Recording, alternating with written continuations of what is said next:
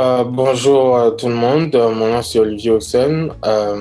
Je suis originaire de la République démocratique du Congo, citoyen canadien du Nouveau-Brunswick, résident à Dieppe et maintenant à Ottawa. Ça fait 12 ans maintenant que je suis au Canada. J'ai commencé à résider avec ma famille au Nouveau-Brunswick. Arrivé au Canada date de février 2009. Je suis arrivé au Canada avec ma mère comme réfugié congolais. Je suis arrivé ici et nous sommes arrivés à Toronto comme premier lieu d'accueil au Canada, où nous sommes restés à Toronto pendant 2 jours. Pourquoi Toronto? Parce que c'est là que quand vous arrivez à Toronto comme réfugié, comme la majorité des réfugiés qui arrivent au Canada, ils arrivent à Toronto comme lieu d'arrivée pour pouvoir avoir une confirmation aussi de la résidence permanente à travers les services d'immigration. Et donc, je suis arrivé. Après les 2 jours, nous sommes allés maintenant dans la ville de Moncton où on devait découvrir c'était où Moncton et le Nouveau-Brunswick. Et Moncton a été notre première ville où on s'est installé pendant plusieurs années. Et par la suite, on a déménagé à Dieppe. J'en ai en particulier. C'est lorsqu'il y avait l'hiver, quand j'étais à l'école Le Mascaret, on nous disait souvent d'aller jouer à l'extérieur. Et moi, j'aimais pas le froid, je suis un nouvel arrivant et puis on me dit d'aller au dehors. Donc souvent, je me cachais dans les salles de toilettes jusqu'à ce que la cloche, la cloche pour rentrer dans l'école sonne. Et j'étais content avec ça parce que je le faisais souvent, mais souvent aussi j'allais à l'extérieur pour pouvoir apprendre un peu à jouer avec les balles de neige avec des amis. Ça m'a pas pris beaucoup de temps de le faire parce que souvent je me faisais attraper par des surveillants. Donc, on venait me demander je faisais quoi dans les toilettes, puis j'étais obligé de dire la vérité en disant que j'étais pas à l'aise avec l'hiver canadien. Activiste francophone du Nouveau-Brunswick, pourquoi? Je pense que c'est en raison de mes engagements dans différents enjeux sociaux. Tels que l'immigration francophone au Nouveau-Brunswick. Il y a aussi le racisme systémique.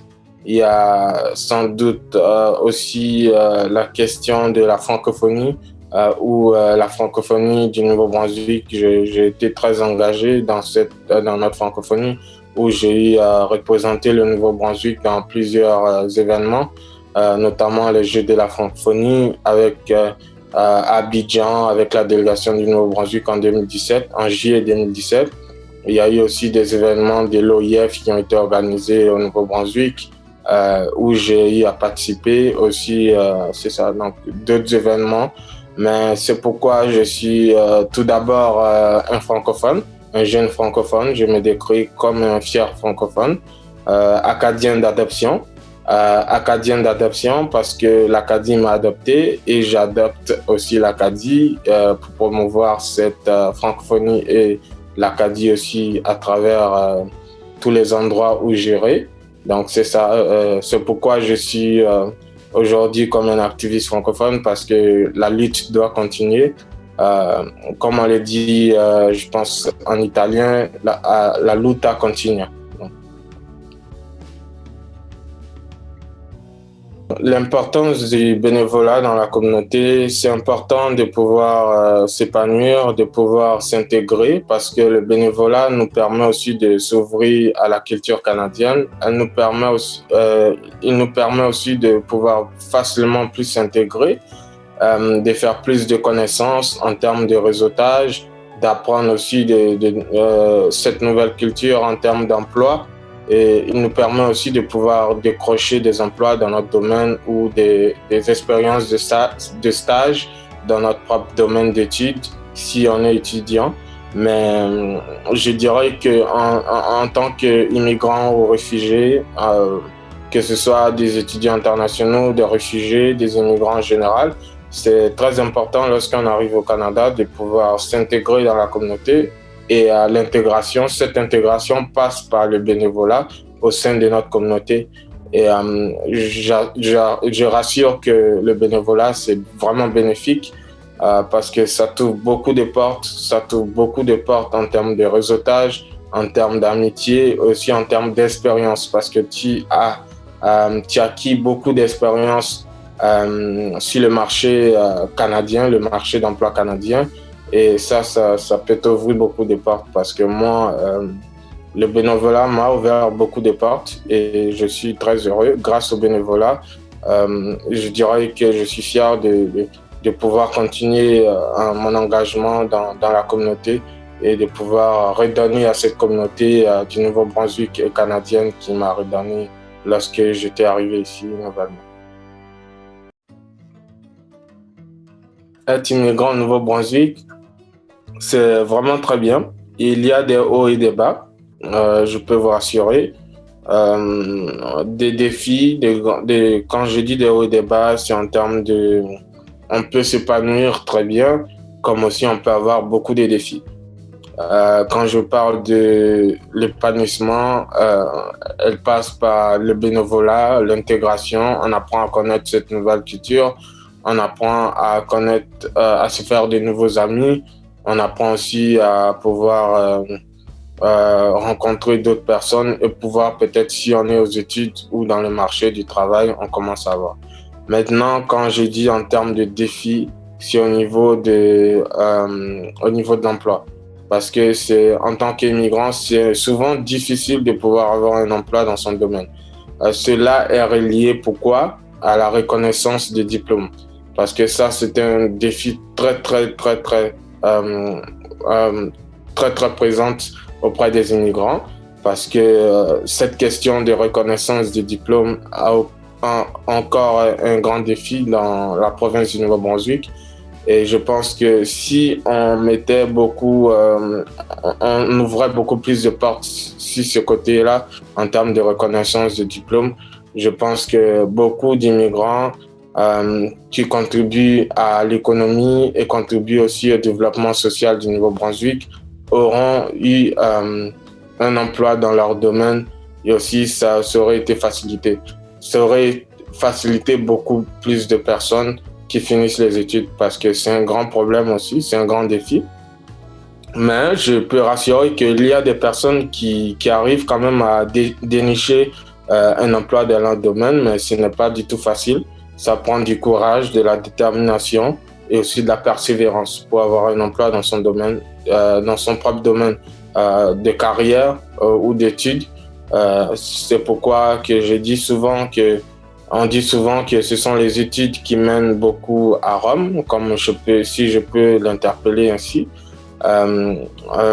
Les études, grâce à nos études, ça peut nous amener très loin, même si on a des grands défis, mais au moins, il y aura cette reconnaissance canadienne et aussi, j'espère qu'un jour, cette reconnaissance en termes d'études sera beaucoup plus reconnue au Nouveau-Brunswick, mais en général, je dirais que l'immigrant au Nouveau-Brunswick essaye quand même de faire de son mieux. Il contribue à l'économie et au développement social de la province. Puis on continue dans cette démarche.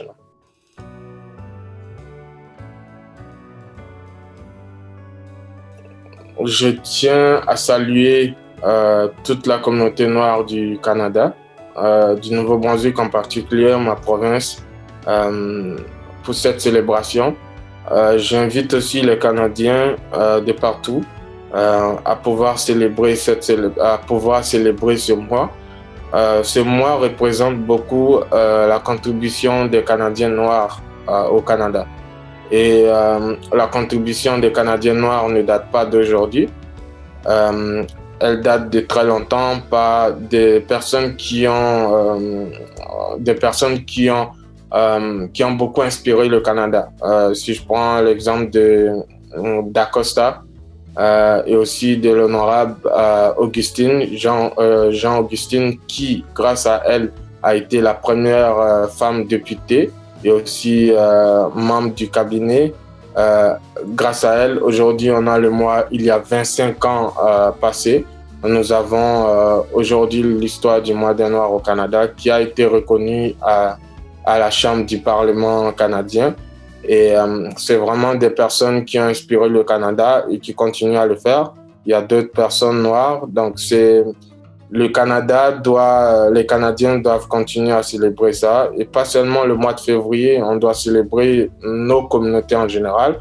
La communauté noire, c'est vrai qu'il y a encore beaucoup de défis en termes de racisme systémique parce que nous faisons face beaucoup à ces défis en termes de racisme systémique.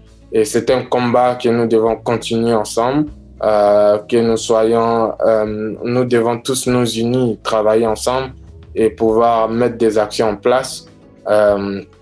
J'en appelle à l'ensemble des gouvernements, que ce soit le gouvernement fédéral ou le gouvernement provincial, à mettre plus d'actions contre le racisme systémique envers les communautés noires. On le voit beaucoup. Je salue beaucoup l'approche et aussi l'exemple que le gouvernement fédéral fait en mettant des actions en place. C'est ainsi que je lance encore un appel tout de suite au gouvernement provincial du Nouveau-Brunswick de pouvoir aller de l'avant et de mettre en place des actions plus fermes et plus sévères contre le racisme systémique. Et elle commencera par l'entremise de la création de mettre en place un comité de travail qui sera formé d'immigrants et aussi des personnes du membre du gouvernement, mais à pouvoir mettre afin de créer une commission de lutte contre le racisme et la discrimination systémique au Nouveau-Brunswick et aussi aux municipalités de pouvoir mettre en place pourquoi pas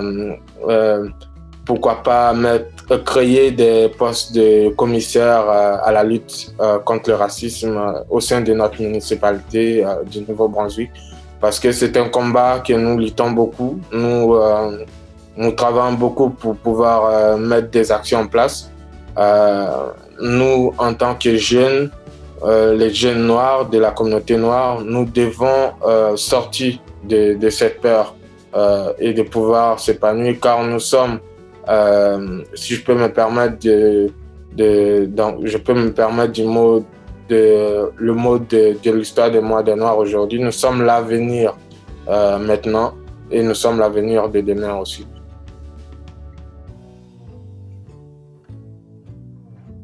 J'ai eu quand même un vécu très inspirant. Je dirais que c'est un parcours inspirant parce que c'est grâce à mon intégration dans la communauté et aussi mon engagement dans le bénévolat que j'ai eu à faire. J'ai su comment faire ma place au sein de la communauté. C'est vrai, comme je l'ai dit au tout début, il y a toujours des hauts et des bas. Il y a toujours des défis quelque part. Mais j'ai quand même reçu, comme la plupart des immigrants de la communauté noire qui s'efforcent à s'intégrer ou qui s'intègrent fortement dans la communauté, ont quand même un vécu très bien. Maintenant, au niveau du marché d'emploi, je dirais pas qu'il y a quelques défis, oui. On commence par quelques défis au niveau du marché d'emploi. Mais je pense que comme j'ai dit, les études sont importantes. Lorsqu'on est diplômé, on a vraiment un partage de pouvoir aller de l'avant. Puis ça peut vraiment nous aider à pouvoir s'épanouir. C'est ça. Donc, en termes de vécu par rapport à d'autres provinces canadiennes ou d'autres personnes ailleurs, moi, je dirais pas que j'ai un meilleur parcours parce que chaque personne a son parcours, son vécu personnel. Mais je trouve que chacun fait de son mieux pour pouvoir redonner à sa communauté et pour pouvoir aussi aller de l'avant aussi, pour pouvoir aussi s'intégrer, pour pouvoir redonner au Canada. Mais je dirais que toutes les portes sont ouvertes. Que ce soit au Nouveau-Brunswick, c'est vrai, il y a ces défis, comme j'ai dit, ces défis d'emploi. Mais si je peux donner un exemple ou appeler les gens à faire, c'est de pouvoir suivre leurs instants. C'est-à-dire, le Canada est très ouvert.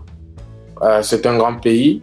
On peut rester dans une même ville ou même province, mais il faut aussi savoir découvrir d'autres villes. Et je pense qu'avec ça, ça peut nous permettre de pouvoir s'épanouir plus parce que j'en ai vu des camarades, des frères, des amis qui ont commencé par le Nouveau-Brunswick et aujourd'hui, ils sont très impliqués, très intégrés dans d'autres villes ailleurs au Canada. Euh, Ici à Ottawa, à Montréal, au Québec, dans d'autres villes, Winnipeg, Vancouver. Ce sont tous des jeunes que je connais qui ont tous passé à l'université de Moncton aussi, des jeunes de la communauté noire qui sont aujourd'hui des ambassadeurs de l'exemple les ambassadeurs et l'exemple de la diversité et l'inclusion à travers partout ailleurs au Canada. Tout d'abord, je tiens à remercier le réseau en immigration francophone du Nouveau-Brunswick pour l'invitation de partager mon parcours et aussi mon engagement dans la communauté. Merci à vous. Je remercie aussi la SNB, que je connais très bien, et d'autres organismes tels que le CAFI, le Conseil multiculturel du Nouveau-Brunswick. Ce sont tous des organismes où j'ai eu à m'intégrer, où j'ai eu aussi à m'impliquer aussi, notamment plus avec le CAFI, qui a été vraiment un organisme où j'ai commencé mon intégration très, très, très bien et puis où j'ai commencé à faire mon bénévolat auprès de la communauté immigrante francophone et surtout auprès des jeunes. Le conseil multiculturel aussi du Nouveau-Brunswick, où j'ai eu à participer à un projet qui s'appelle Imagine and Be, qui est un projet pour les jeunes du Nouveau-Brunswick, les jeunes de différents pays. Un très beau projet que j'invite d'autres jeunes à pouvoir aller de l'avant et pour pouvoir assister et participer à l'événement. Donc participer à cet événement, inviter leurs enfants à aller. Tous ces immigrants qui ont encore la peur en eux, soyez plus ouverts parce que je sais que nous sommes tous déjà très ouverts et les Canadiens aussi sont très ouverts. Mais on continue cette force de s'unir ensemble pour combattre le racisme systémique, d'autres préjugés, des stéréotypes contre l'homophobie et puis d'autres choses aussi contre d'autres engagements que nous continuons. À la jeunesse immigrante, la jeunesse francophone, la jeunesse du Nouveau-Brunswick en général et du Canada, continuons notre combat, continuons notre lutte, continuons à partager cet amour d'inclusion et de diversité au sein de notre communauté, auprès de nous, car c'est ensemble que nous bâtissons, c'est en travaillant ensemble que nous bâtissons un Canada plus inclusif. Et je suis aujourd'hui très reconnaissant envers des milliers de personnes au Nouveau-Brunswick qui m'ont aidé à aller de l'avant. Et grâce à eux, je suis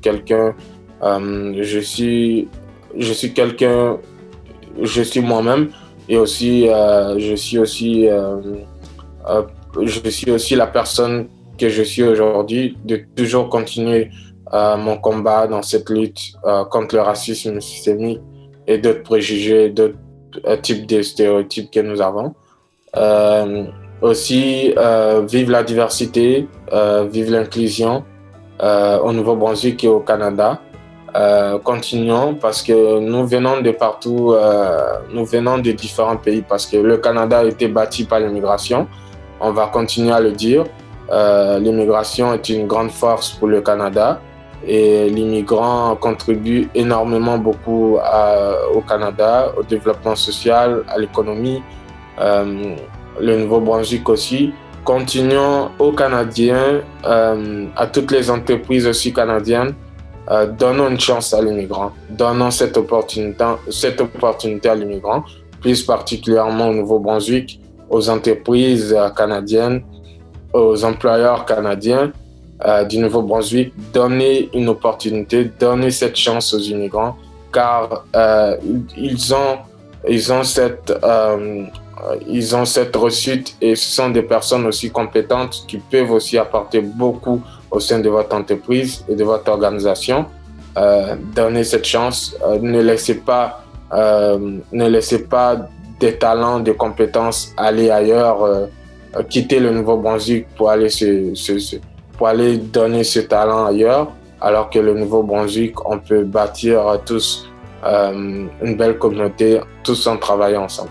Mais merci quand même à tout le monde et bon mois de l'histoire du mois des Noirs. Merci beaucoup.